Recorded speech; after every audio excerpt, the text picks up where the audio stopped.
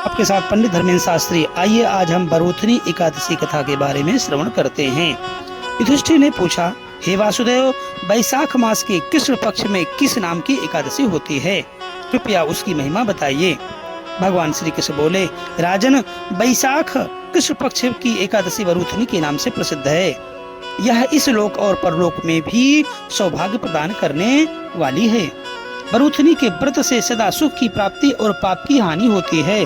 बरूथनी के व्रत से ही मानधाता तथा धुंधुमार आदि अन्य अनेक राजा स्वर्गलोक को प्राप्त हुए हैं। जो फल 10,000 वर्षों तक तपस्या करने के बाद मनुष्य को प्राप्त होता है, वही फल इस बरूथनी एकादशी का व्रत रखने मात्र से प्राप्त हो जाता है।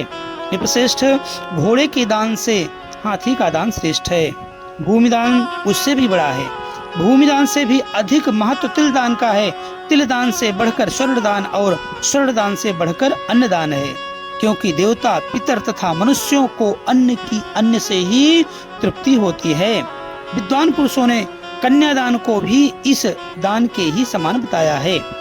कन्यादान के तुल्य ही गाय का दान है। यह साक्षात भगवान का कथन है। इन सब दानों से भी बड़ा विद्यादान है। मनुष्य बरूथनी एकादशी का व्रत करके विद्यादान का भी फल प्राप्त कर लेता है। जो लोग पाप से मोहित होकर कन्या के धन से जीविका चलाते हैं, वे पुण्य का क्षय होने पर यातनामय नरक में जाते हैं। अतः सर्वथा प्रयत्न करके कन्या के धन से बचना चाहिए।